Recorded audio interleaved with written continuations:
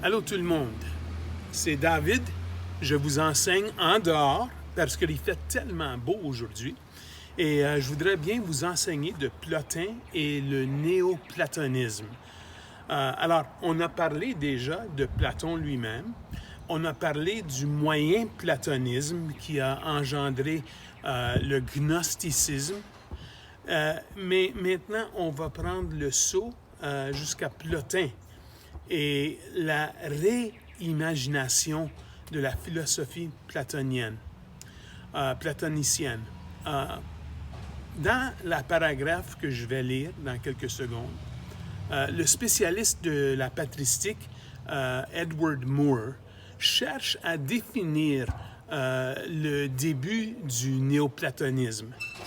Il remonte jusqu'à l'ancienne académie de Platon lui-même, mais ce faisant, il nous montre aussi ce qui est essentiel à Plotin et au néoplatonisme. Alors, lisez ce paragraphe dans vos notes. Je vais faire mon possible aussi.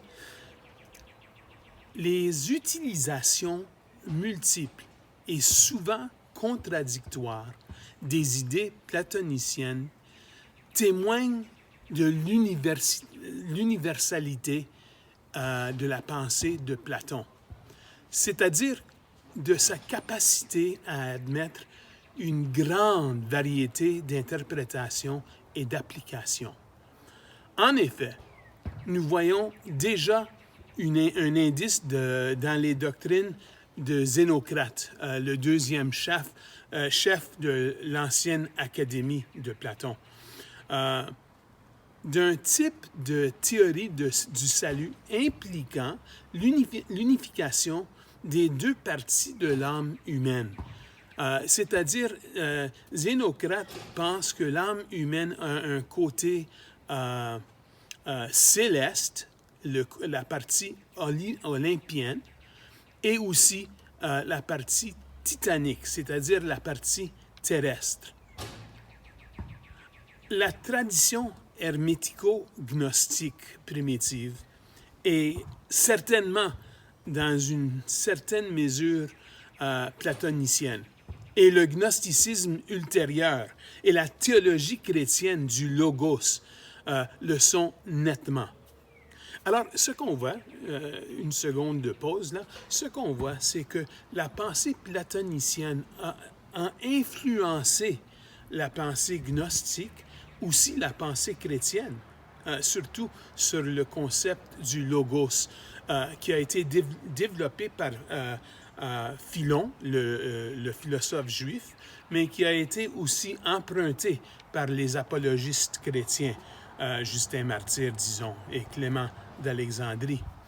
Mais si une réponse, on retourne maintenant à la citation, si une réponse intellectuelle à un désir général de salut personnel est ce qui caractérise le néoplatonisme, alors les gnostiques et les chrétiens hautement intellectuels de l'époque hellénistique tardive doivent être qualifiés de néoplatoniciens.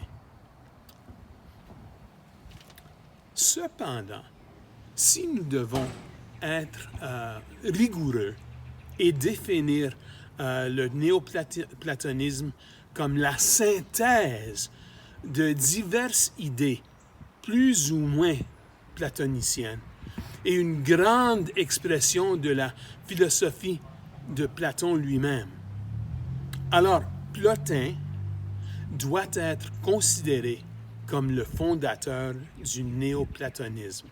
Cependant, nous ne devons pas oublier que ces penseurs chrétiens et gnostiques, juifs et autres païens qui se sont platonisés ont fourni le matériel spéculatif nécessaire pour rendre cette synthèse possible. Alors, ce que Moore nous dit, c'est que Plotin, qui est le père du néoplatonisme, a emprunté beaucoup du christianisme et aussi du gnosticisme, mais pour développer une philosophie qui est plutôt plus ancrée à Platon.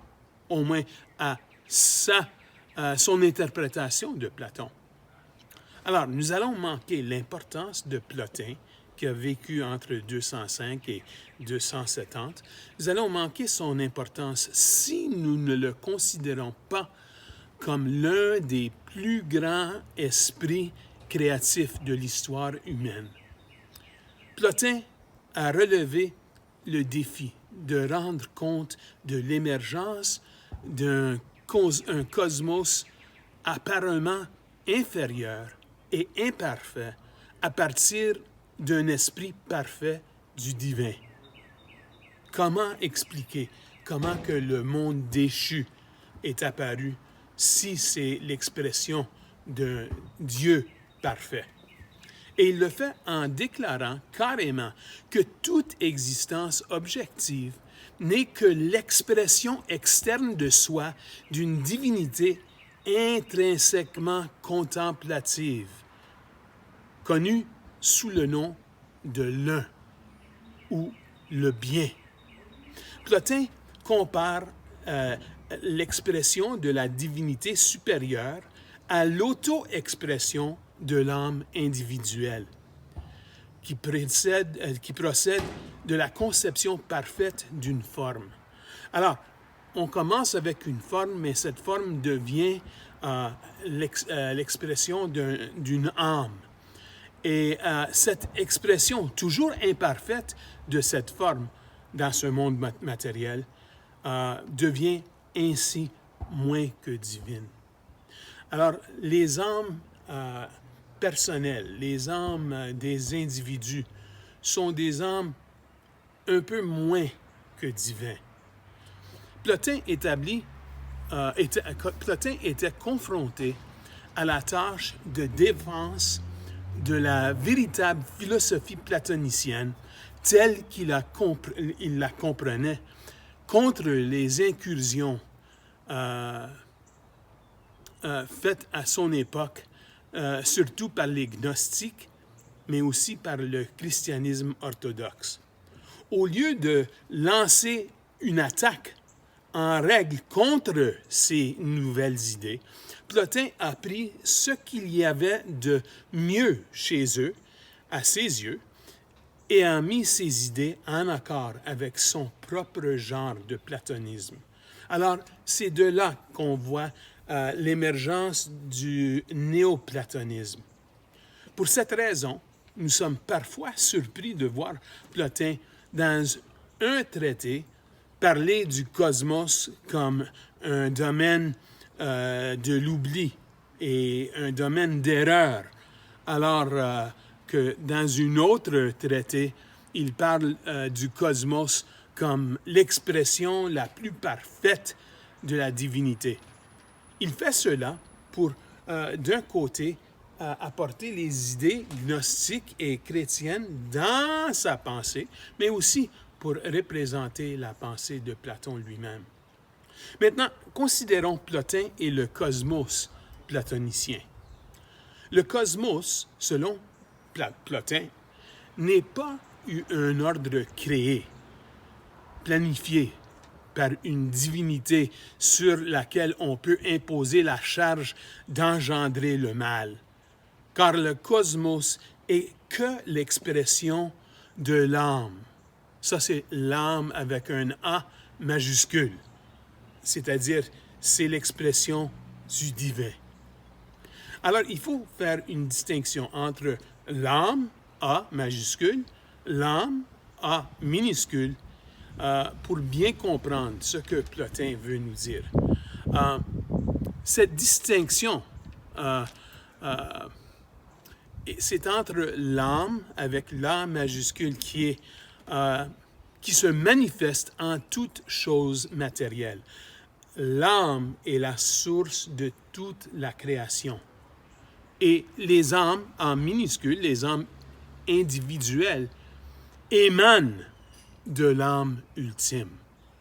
Les âmes individuelles, en s'étendant toujours plus loin dans le monde matériel, perdent progressivement le souvenir de leur origine divine et de leur unité avec l'âme. ultime. Elle s'identifie de plus en plus à son environnement, c'est-à-dire que l'âme s'identifie au résultat de l'action de l'âme ultime et oublie qu'elle est en tant que partie de cette âme ultime, elle-même un agent de l'âme ultime. Alors, au lieu de se comprendre comme partie de l'âme ultime, l'âme qui cherche à mieux comprendre et connaître le monde matériel se trouve en oubli de son origine. Mais l'âme de ces individus n'est jamais complètement perdue, car comme l'insiste Plotin, l'âme doit simplement penser à l'être essentiel afin de revenir à elle-même et continuer à exister authentiquement. Et ça, ce concept d'exister authentiquement, c'est au cœur du concept du salut pour Plotin. Écoutez, la ressemblance avec Dieu dans la mesure où cela est possible. C'est la façon dont Plotin peut décrire le salut, de rassembler avec Dieu. Et Plotin laisse à l'individu le soin de déterminer qu'est-ce que cela signifie.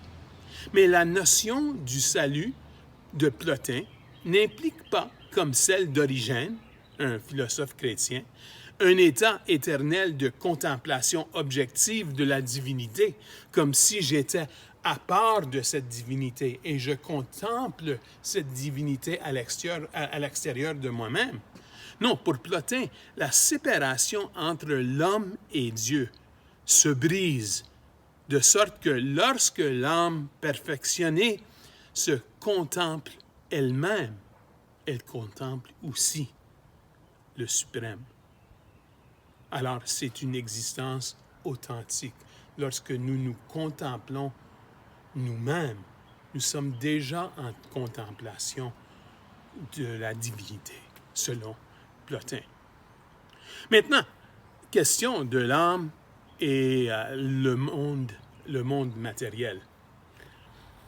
Origène, né en 184 et mort vers 253, Origène d'Alexandrie, l'apologiste chrétien, comme Plotin, considère la descente de l'âme dans le monde matériel comme un moment nécessaire dans le déploiement de l'intellect divin, c'est-à-dire le déploiement de Dieu.